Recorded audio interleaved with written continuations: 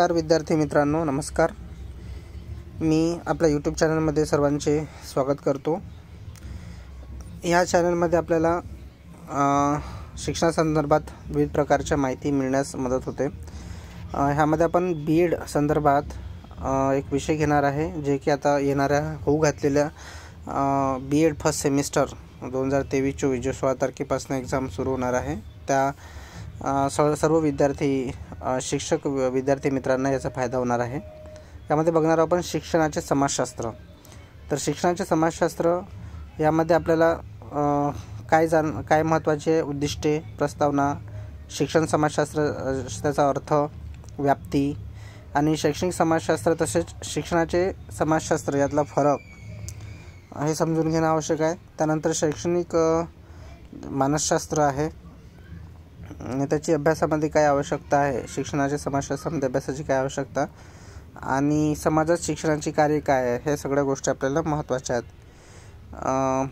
त्यानंतर विद्यार्थी मित्रांनो, आपण जास्त वेळ न घेता थेरी आपण आपल्या मनाने लिहू शकतो. महत्त्वाचं म्हणजे आपण यामध्ये काय इम्पॉर्टंट आहे, काय महत्त्वाचं पॉईंट्स आहे ते लक्षात ठेवू. आपण ह्यामध्ये शिक्षणाचे समाजशास्त्र ह्या विषयामध्ये आपण महत्त्वाचं म्हणजे काय, तर महत्त्वाचं म्हणजे सोशॉलॉजी ही जी संज्ञा आहे, सोशॉलॉजी ही जी संज्ञा आहे, ही संज्ञा लॅटिन ग्रीक शब्दापासून बनवलेली आहे. लॅटिन अर्थ सोशियस हा लॅटिन शब्द आहे. त्याचा अर्थ सहचर सोबती, त्याचा अर्थ होतो सहचर सोबती किंवा सांगाती.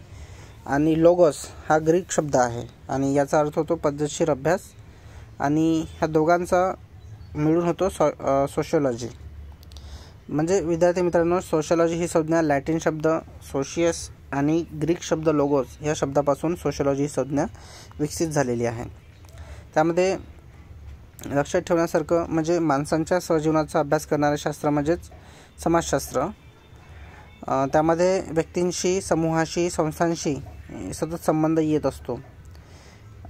एज्युकेशन ही लॅटिन संज्ञा आहे डेक्युअर टू लीड आउट, व्यक्तीच्या जन्मजात सुप्त गुणांना जागृत करून चालना देऊन त्यांचा आविष्कार करणे, विकास करणे म्हणजे शिक्षण. वेबस्टरनी ही एक अध्यापनाची प्रक्रिया सांगितलेली आहे. वेबस्टरनी काय आहे, वेबस्टर आहे, यांनी शिक्षण ही एक अध्यापनाची प्रक्रिया सांगितलेली आहे. शिक्षण देणे म्हणजे ज्ञान, कौशल्य, चरित्र इत्यादींचा विकास करणे होय. ह्या व्याख्या लक्षात ठेवावं लागेल तुम्हाला. वेबस्टरच्या मते शिक्षणाची व्याख्या काय, तर शिक्षण ही एक अध्यापनाची प्रक्रिया आहे. शिक्षण देणे म्हणजे ज्ञान, कौशल्य, चरित्र इत्यादींचा विकास करणे. त्यानंतर बिल बेटी यांनी काय सांगितलं, शिक्षणाचा हेतू काय विचार करावा यापेक्षा कसा विचार करावा, आपल्या विचारांमध्ये सुधारणा कशी होईल, इतरांसारखे स्मरणावर भर देण्यापेक्षा आपल्यालाच विचार करता आला पाहिजे, म्हणजे हे शिक्षण. त्यानंतर शिक्षण व समाजशास्त्र यातला काही संबंध आहे, तो संबंध इमाईल डुर्खीम यांनी सांगितलेला आहे. शैक्षणिक समाजशास्त्र ही शाखा शिक्षणाच्या सामाजिक दृष्टिकोनाचा अभ्यास करते. हे सर्व तुम्हाला अभ्यासता आलं पाहिजे, हे एक्सप्लेनेशन देता आलं पाहिजे. ह्यामध्ये आपण डिटेल्स जाणार नाही, जे मेन अभ्यासाला किंवा परीक्षेला उपयुक्त आहे आपण त्याचाच इथे अभ्यास करणार आहोत. व्हिडिओची लेंथ आपल्याला विनाकारण जास्त वाढवायची नाही आहे. क्वालिटी आपण व्हिडिओकडे लक्ष देऊ की क्वालिटी बनेल. त्यानंतर शिक्षणाचे समाजशास्त्र त्याचा अर्थ आपण समजून घेणार आहोत. बुकोवर आणि ग्लातलेब मित्रांनो, जे मी हायलाईट करतो ते तुम्हाला सर्वाधिक जास्त महत्त्वाचं आहे आणि ते जास्त उपयोगाचं आहे, त्यावर तुम्ही लक्ष द्या. बुकोवर आणि गॉतलेब यांच्या मते काय, तर सामाजिक दृष्टिकोनातून शिक्षणात मानवी आंतरक्रियाचे विश्लेषण करताना दोनमधील परिस्थितीचा व शैक्षणिक प्रणालीचा मानवी संबंधाचे शास्त्रोक्त पद्धतीने सामान्यीकरण करण्याचा मार्ग दर्शवला जातो, हे लक्षात ठेवायचं आहे. त्यानंतर शिक्षणाचे समाजशास्त्रामध्ये काय व्याप्ती आहे, तर ह्यामध्ये शिक्षणाचे समाजशास्त्र व्याप्ती यामध्ये काय, तर शिक्षणाचे समाजशास्त्र सामान्य संकल्पनाशी संबंधित आहे. सामान्य संकल्पनाशी संबंधित मग त्यामध्ये समाज, संस्कृती झाला, समुदाय, वर्ग, पर्यावरण, सामाजिकरण, आंतरराष्ट्रीय वसाहत इत्यादींचा उपयोग होतो. त्यानंतर शिक्षणाशी संबंधित सामाजिक वर्ग, राज्य, सामाजिक दबाव, बल, सामाजिक परिवर्तन, विविध संघटना, अध्ययनांचे संघटन, विविध प्रकारचे प्रवाह, शाळा, सूक्ष्म समाज अशा प्रकारचं व्याप्ती आपल्याला सांगता येईल. निरनिराळ्या भौगोलिक मानववंशशास्त्राच्या संदर्भात शैक्षणिक परिस्थितीच्या विश्लेषणाचा अभ्यास करण्यासाठी शिक्षणाचे समाजशास्त्र उपयोगी पडते. उदाहरणार्थ ग्रामीण, शहरी, आदिवासी क्षेत्रामध्ये आणि जगातील निरनिराळ्या भागात वंश, संस्कृती इत्यादींचा अभ्यास करण्यासाठी समाजशास्त्राचा उपयोग होतो. त्यानंतर विद्यार्थी बुद्धिमत्तेच्या प्रकारानुसार अध्ययन प्रक्रिया परिणामकारक होण्यासाठी, अध्यापनाच्या शिक्षण पद्धतीचे आकलन होण्यासाठी समाजशास्त्र उपयोगी पडते. त्यानंतर विद्यार्थ्यांना पुरवण्यात येणाऱ्या शिक्षणाच्या प्रकारानुसार अर्थव्यवस्थेत होणाऱ्या परिणामांचा अभ्यासही केला जातो. उदाहरणार्थ CBSE, SSC वगैरे म्युनिसिपल शाळा ह्यामध्ये सुद्धा समाजशास्त्राचा आपल्याला उपयोग होतो. विविध सामाजिक संस्था, कुटुंब, शाळा इत्यादींच्या होणारा परिणाम आकलन होण्यास मदत मिळते. सामाजिक शास्त्र, वर्ग, संस्कृती, भाषा, पालकांचे शिक्षण, व्यवसाय इत्यादी संबंधाचा अभ्यास आपण समाजशास्त्रात करतो. शाळेची संरचना, भूमिका, समन्वयक गटाचा विद्यार्थ्यांच्या व्यक्तिमत्त्वावर होणाऱ्या परिणामांचा अभ्यास, वंशवाद, संप्रदायवाद, लिंगभेद इत्यादींचे आकलन, विद्यार्थ्यांच्या सामाजिकरणात शाळेच्या भूमिकांचा अभ्यास सर्व समाजशास्त्रामध्ये केला जातो. त्यानंतर शैक्षणिक समाजशास्त्र व शिक्षणाचे समाजशास्त्र यामध्ये फरक तुम्हाला विचारला जाऊ शकतो. तर ह्यामध्ये फरक महत्त्वाचा म्हणजे ह्यामध्ये सामाजिक आंतरक्रियाचा अभ्यास करणे हे शैक्षणिक समाजदृष्ट्या महत्त्वाचा हेतू आहे. फ्रान्सिस ब्राउनच्या मतानुसार व्यक्तीच्या आनुवंशिक सामाजिक जाणीवेमधील सहभागित्वातून सर्व प्रकारचे शिक्षण घडते. त्यांच्यामध्ये शैक्षणिक समाजशास्त्र ही अशी शाखा आहे ज्यामध्ये शिक्षण प्रक्रियेत सामान्य तत्त्वे आणि समाजशास्त्रातील शोधांचे किंवा निकषांचे उपयोग केला जातो. फ्रान्सिस ब्राउन यांनी सांगितलं आहे की व्यक्तीच्या आनुवंशिक सामाजिक जाणीवेमधला ज्या सर्व प्रकारचे शिक्षण घडते त्या शैक्षणिक समाजशास्त्रामध्ये ही अशी शाखा आहे ज्या प्रक्रियेत सामान्य तत्त्वे आणि समाजशास्त्रीय शोधांचा उपयोग केला जातो. त्यानंतर शैक्षणिक समाजशास्त्र ही शिक्षणाच्या सामाजिक दृष्टिकोनातून अभ्यास करते. शैक्षणिक समाजशास्त्र शिक्षणातून सामाजिक तत्त्वे, प्रक्रिया व संस्था यांची सामाजिक कार्य ठरवली जातात. शिक्षण प्रणालीत सामाजिक तत्त्वे ही समस्यांचे निराकरण करण्याच्या पद्धतीचे उपयोजन शैक्षणिक समाजशास्त्र करते. व्यक्ती समाजातील निरनिराळ्या घटकांच्या आंतरक्रियाचे महत्त्व यावर शैक्षणिक समाजशास्त्र प्रकाश टाकते. शैक्षणिक समाजशास्त्र शिक्षण प्रक्रियेतील महत्त्वाच्या असलेल्या संस्था, संघटना, सामाजिक आंतरक्रिया यांच्यावर सुद्धा प्रकाश टाकतो. शैक्षणिक समाजशास्त्राने सामाजिक स्वरूप जरी प्रत्येकाला स्पष्ट केले असले तरी ध्येयानुसार शिक्षणाच्या नियोजनाचे मार्गदर्शन शैक्षणिक समाजशास्त्रज्ञ किंवा समाजशास्त्रज्ञ यांनी केलेले संशोधन व त्यानुसार मिळवलेले तत्त्वज्ञान यामुळे शैक्षणिक समाजशास्त्राचा उपयोग किती विस्तारित आहे हे आपल्याला यातून कळून येते. त्यानंतर शिक्षणाच्या समाजशास्त्राच्या अभ्यासाची काय आवश्यकता आहे हे महत्त्वाचं आहे. त्यामध्ये काय तर शाळा आणि शिक्षकांची कार्य, सामाजिक संबंध, सामाजिक प्रगती यातला विकास आपल्याला समजून येतो. समाजशाळांवर सामाजिक घटकांचा होणारा परिणाम अभ्यासता येतो. व्यक्तीच्या जीवनावर सामाजिक घटकांचा होणारा जो परिणाम आहे तो अभ्यासता येतो. त्यानंतर समाजाची सांस्कृतिक व आर्थिक आवश्यकतेनुसार अभ्यासक्रमाची बांधणी करता येते. अभ्यासक्रमाची बांधणी करता येते. लोकशाही विचारसरणी आपल्याला अभ्यासता येते. समाजशास्त्राच्या अभ्यासाची आवश्यकता काय तर आंतरराष्ट्रीय संस्कृतीची ओळख आणि उत्तेजनाची आवश्यकता असते. संस्कृती परंपराचा अभ्यास आपल्याला होतो. समायोजनास उत्तेजन देण्याची आवश्यकता असते. सामाजिक समूह, त्यांच्या आंतरसंबंध आणि गतिमानतेचा व्यक्तीवर जो होणारा परिणाम आहे त्यांचा सर्व आपल्याला शिक्षणाच्या समाजशास्त्राच्या अभ्यासाच्या आवश्यकतेमधून दिसून येतो. त्यानंतर समाजामध्ये शिक्षणाची कार्य काय आहे हे महत्त्वाचं आहे. विद्यार्थी मित्रांनो, 20 मार्कासाठी एक क्वेश्चन येतो, समाजात शिक्षणाची कार्य काय आहे. तर त्यामध्ये महत्त्वाचं म्हणजे मी तुम्हाला पॉईंट हायलाईट करून देतो ते तेवढेच तुम्हाला लक्षात ठेवायचे आहे. बाकी डिटेल्स तुम्ही त्याला एक्सप्लेनेशन तुम्ही करू शकता तुमच्या भाषेमध्ये. तर समाजात शिक्षणाची कार्य काय तर संस्कृती, परंपराचा स्वीकार आणि संक्रमण करणे. त्यामध्ये मुख्यतः कोणते घटक येतात? व्यक्तिगत मूल्यांकन, आत्मसाक्षात्कार, आत्मसन्मान, सर्जनशीलता, संस्कृतीतील गुणग्रहण, कल्याणकारकता, भौतिक पर्यावरण, आदरभाव ह्यांचा समावेश संस्कृती किंवा परंपरांचा स्वीकार आणि संक्रमण यामध्ये होतो. समाजात शिक्षणाचे कार्य आपण बघत आहे. पहिला पॉईंट आहे संस्कृती, परंपरांचा स्वीकार आणि संक्रमण. त्यानंतर नवसामाजिक पद्धतींचा विकास. त्यानंतर विधायक कार्य व सर्जनशीलतेत चालना. हे 3 पॉईंट लक्षात ठेवायचं आहे. दुसरा पॉईंट आहे नवसामाजिक पद्धतीचा विकास. ह्यामध्ये काय लक्षात ठेवता येईल तुम्हाला की संस्कृतीची निर्मिती, व्यापक दृष्टिकोन, जागतिक दृष्टिकोन वृद्धिंगत कसा करता येईल आणि सामाजिक जे आधुनिक आणि आर्थिक विकास, भौतिक मानवी पर्यावरणाचं जे व्यवस्थापन, ह्या सर्वांचा नवसामाजिक पद्धतीमध्ये विकास आपल्याला करता येईल. त्यानंतर विधायक कार्य व सर्जनशीलता चालना.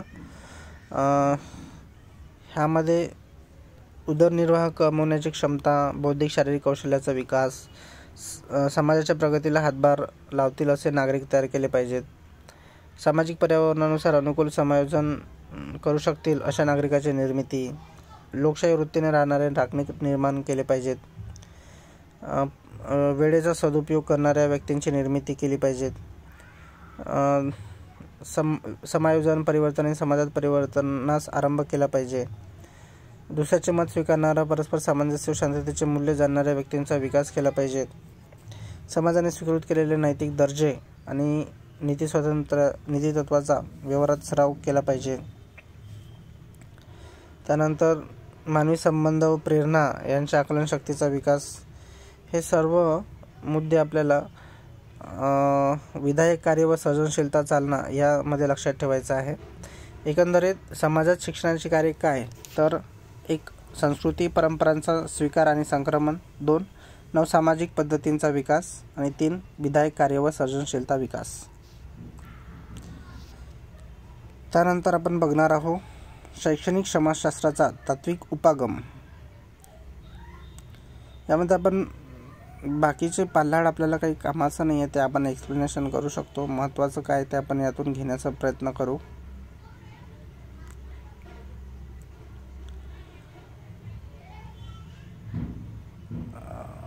व्यावहारिकतावाद आपण बघूया. व्यावहारिकतावाद ह्यामध्ये काय? समाजशास्त्राचा गाभात्मक दृष्टिकोन म्हणजे व्यावहारिकतावाद. त्याला फंक्शनॅलिझम असं म्हणतात. ह्यामध्ये व्यावहारिकवादानुसार काय? समाज म्हणजे ज्यात संरचित सामाजिक संबंध आणि दृश्य अनियमितपणा असतो अशा परस्पर संबंधित घटकांची स्वनियंत्रित अशी प्रणाली आहे. एमिल डरेकहॅम यांनी 1858 ते 1917 या कालखंडात शिक्षणाचा अभ्यास समाजशास्त्रीय दृष्टिकोनातून करावा अशी शिफारस केली होती. त्यांनी सुचवले होते की समाजातील विविध घटक काही प्रमाणात तर एकजिन्सी असतील तरच तो समाज अस्तित्वात राहू शकतो. शिक्षण बालकात सुरुवातीपासूनच सहजीवनासाठी आवश्यक असा सारखेपणा रुजवून हा एकजिन्सीपणा चिरस्थायी आणि दृढ करते, असं एमिल डरेकहॅम यांचं म्हणणं होतं. त्यांनी काय सांगितलं पुढे? त्यांनी सांगितलं की समाजातील जाणत्या प्रौढ व्यक्ती सहजीवनासाठी तयार होणाऱ्या व्यक्तींवर म्हणजेच बालकांवर शिक्षणाच्या माध्यमातून परिणामकारक दबाव आणत असतात आणि याचा मुख्य उद्देश असतो की राजकीयदृष्ट्या सुसंघटित अशा समाजासाठी आणि जे विशिष्ट कार्य एखाद्या व्यक्तीला समाजात राहून करायचे असते त्यासाठी आवश्यक अशा शारीरिक, बौद्धिक आणि नैतिक गरज उत्पन्न असते ते विकसित करणे, हे डरेकहॅम यांनी सांगितले होते. त्यानंतर डरेकहॅम यांनी असे प्रतिपादन केले की शिक्षणामध्ये विविध कार्य आहेत. त्यामध्ये सामाजिक ऐक्य प्रलंबित करणे, सामाजिक भूमिकेचे पालन करणे आणि कामाच्या विभागणीचा पाठपुरावा करणे, हे डरेकहॅम यांनी शिक्षणाच्या विविध कार्य सांगितलेले आहेत. डरेकहॅम यांनी व्यावहारिकतावादातील काही त्रुटी पण सांगितल्यात. डरेकहॅम यांनी शिक्षणाच्या काही बाबींचा व्यावहारिकतावादामध्ये विचार केलेला नाही, जसे की प्रौढ म्हणजे भविष्यातील भूमिकेची निवड आणि नेमणूक, समाजाची शाळेकडून अपेक्षा आणि शाळेची प्रत्यक्ष कृती, ह्या डरेकहॅम यांनी सांगितलेल्या व्यावहारिकतावादातील त्रुटी आहेत. त्यानंतर दुसरं बघूया संरचनात्मक व्यावहारिकतावादी म्हणजे स्ट्रक्चरल फंक्शनॅलिझम. ह्यामध्ये महत्त्वाचं म्हणजे आपण बघूया की संरचनात्मक व्यावहारिकतावादीनुसार शिक्षणासारख्या सामाजिक संस्थांचे उद्दिष्ट त्या समाजातील बालकांना व युवकांना समाजशील बनवणे हे असते.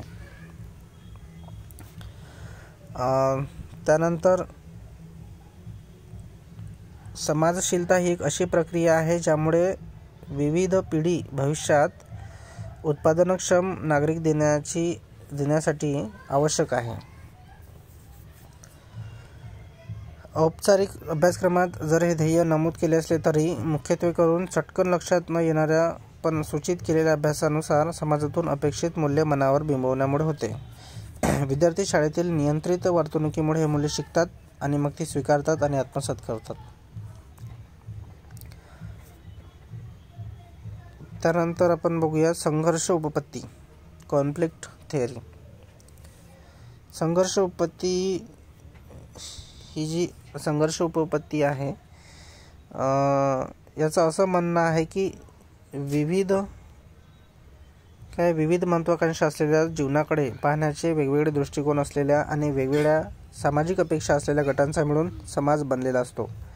त्यामुळे समाजातील विविध गटात शोषण, जुलूम, दडपशाही आणि जबरदस्ती अशा प्रकारचे परस्पर संबंध असतात. थोर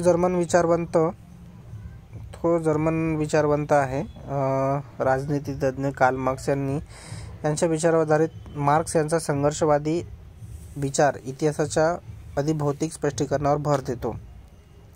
अस्तित्वात असलेली सामाजिक व्यवस्था आणि क्रांतीची राजकीय रूपरेषा किंवा कमीत कमी नवीन सामाजिक रचना घडवण्यासाठी सत्याचा शोध घेणारा एक नैतिक दृष्टिकोन आहे.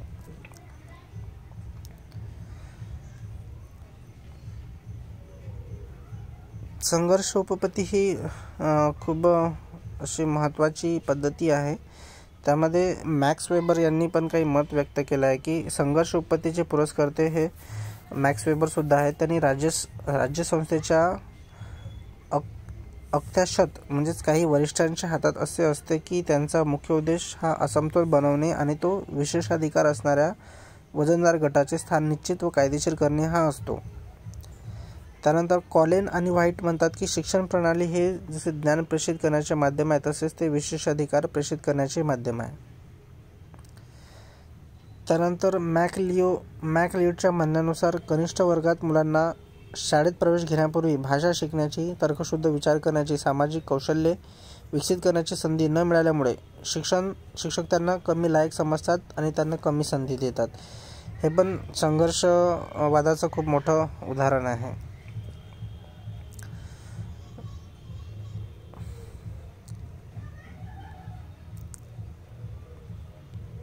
त्यानंतर आपण बघूया काय महत्त्वाचं आहे या फाईलमधून. मुक्त प्रणाली उपागम, शिक्षण प्रणालीचा मुक्त प्रणाली उपागम,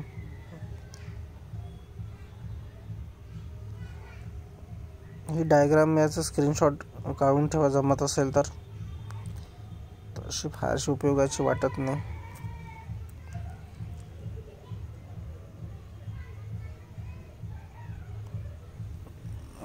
त्यानंतर आपण बघू काय महत्त्वाचं आहे यामध्ये.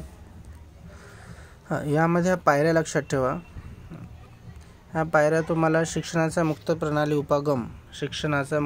उपागम एक्सप्लेनेशन देताना काही पायऱ्या विचारल्या जातील. तर त्यामध्ये एक संघटना पायरी लक्षात ठेवा. संघटना, पर्यावरण,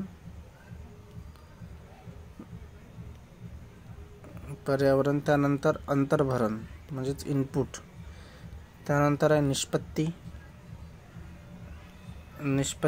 प्रत्याभरण.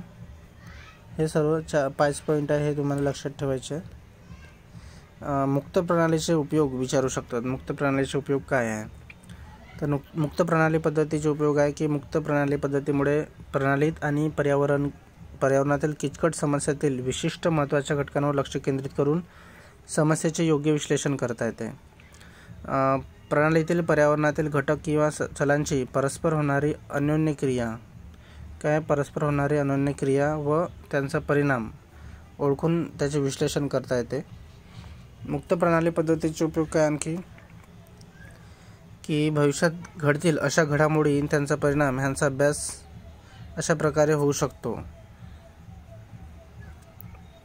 त्यानंतर चल, प्रथा आणि त्यांच्या परिणामांचे तक्ते हे तर्कशुद्ध व कल्पक विचारांना चालना देऊन तार्किक कटिबद्धामध्ये दिलेल्या समस्येसाठी बदलांची आवश्यकता व त्यांचे परिणाम होण्यासाठी व्यक्तींना विचार करण्यास प्रवृत्त करते.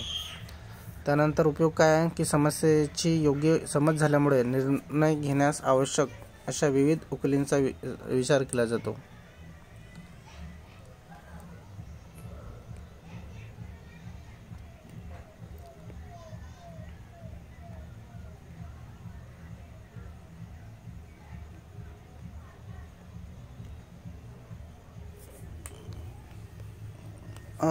विद्यार्थी मित्रांनो, अध्यापकांचे व्यावसायिक समाजीकरण ह्यामध्ये काय आपण महत्त्वाचं घेता येईल त्यामध्ये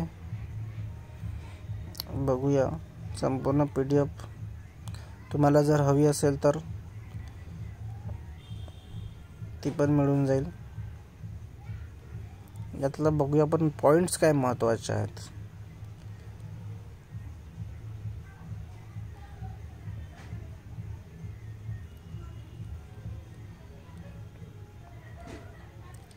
येणाऱ्या ज्या होऊ घातलेल्या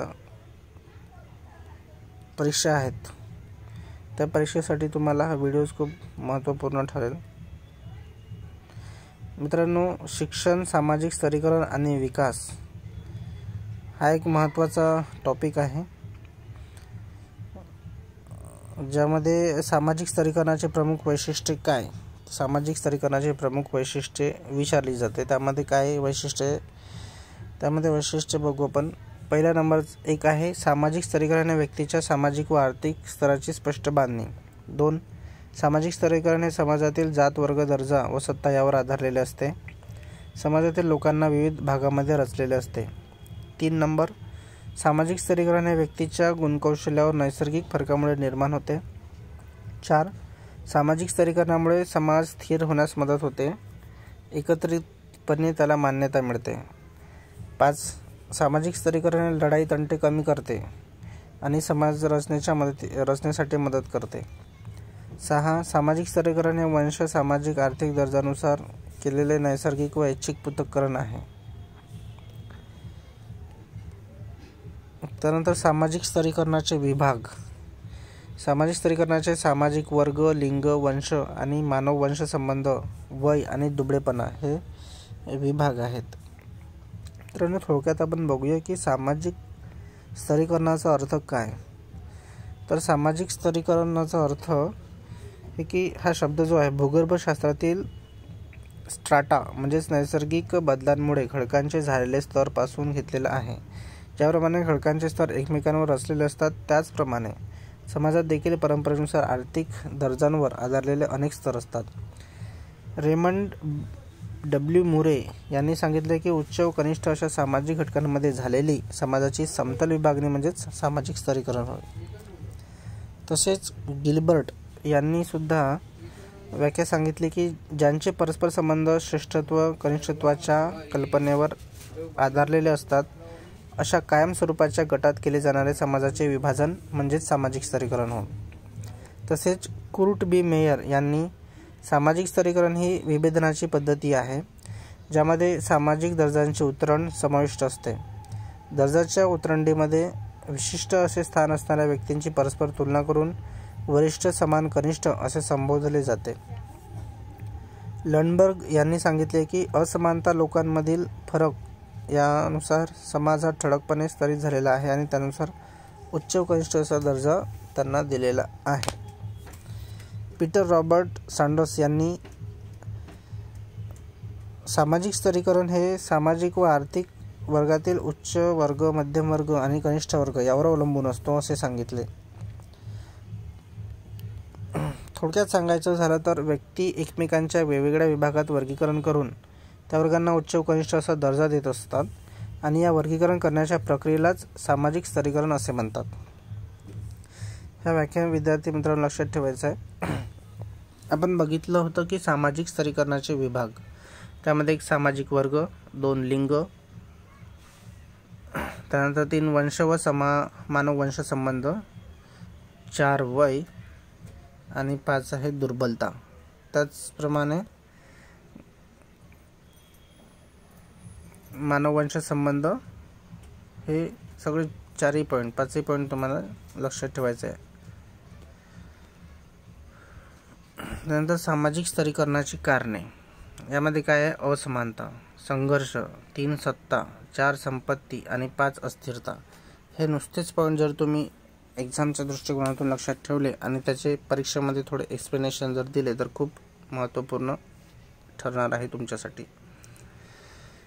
त्यानंतर सामाजिक स्तरीकरणाचे प्रकार काय आहे? त्यामध्ये जात आहे, वर्ग, दर्जा, सत्ता हे सामाजिक स्तरीकरणाचे प्रकार आहे. सामाजिक स्तरीकरणाचे प्रकार जात, वर्ग, दर्जा आणि सत्ता.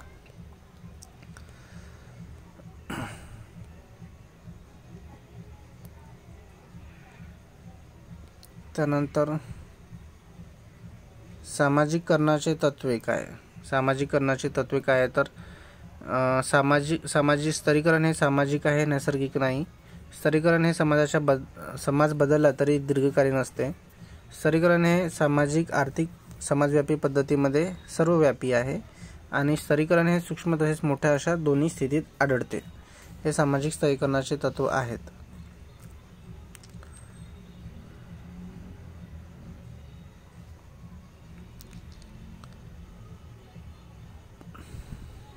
त्यानंतर हे तुम्ही जनरल आहे, तुम्ही जनरल लिहू शकता. मला माहिती आहे तुम्ही हुशार आहात आणि बऱ्यापैकी अभ्यास झालेला आहे. ह्या नोट्स त्यांनाच उपयोगाच्या आहे ज्यांचा बऱ्यापैकी अभ्यास झालेला आहे, आणि ज्यांचा नसेलही झाला तरी त्यांनी नुसतं पॉईंट्सचा जरी अभ्यास जरी केला तरी त्यांना याचा फायदा होतो. आपण ह्यामध्ये बघतोय की आपल्या सिलेबसमध्ये कोणते टॉपिक आहे आणि यातलं काय आपण घेतलं पाहिजेत. संस्कृतीबद्दल तुम्हाला विचारू शकते. संस्कृती, तर संस्कृतीमध्ये आपण अदृश्य संस्कृती हा एक प्रकार आहे, आणि संस्कृतीचे प्रकार, संस्कृती व्यक्तिगत संस्कृती, जातीय संस्कृती, राष्ट्रीय संस्कृती, जागतिक संस्कृती, त्याचप्रमाणे भौतिक संस्कृती, अभौतिक संस्कृती, हे असे संस्कृतीचे प्रकार आहेत.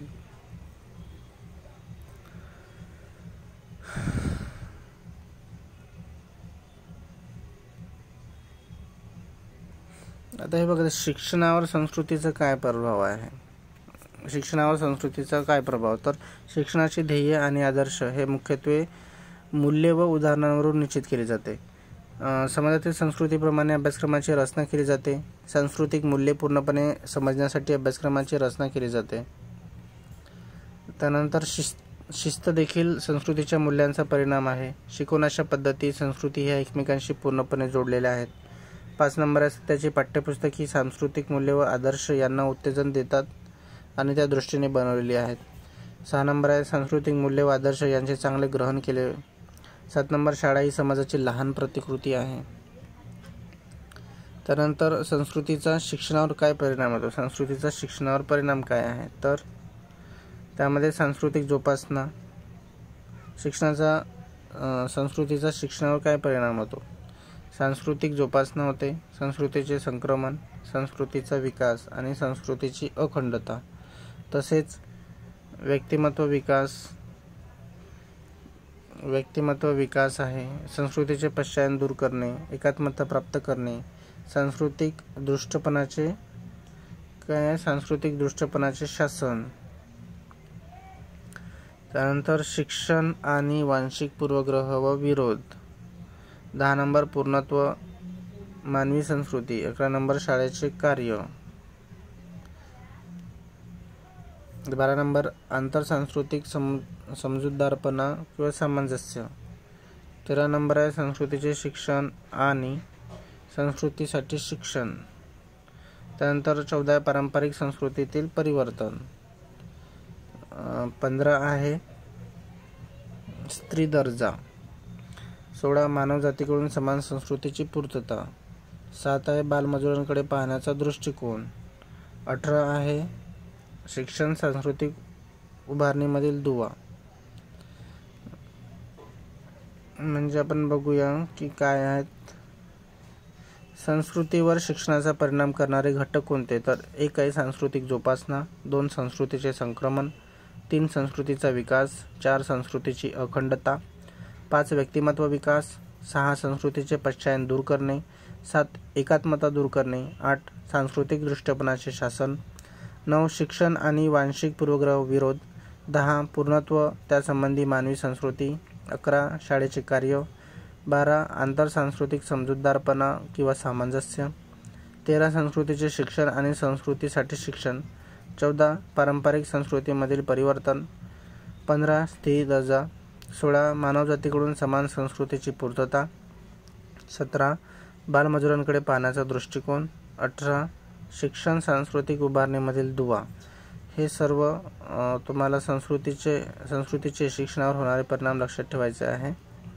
त्यानंतर विद्यार्थी मित्रांनो, आपण पुढचा टॉपिक नंतर बघूया. तुम्ही व्हिडिओला वॉच केला त्याबद्दल तुमचे खूप खूप धन्यवाद. थँक्यू.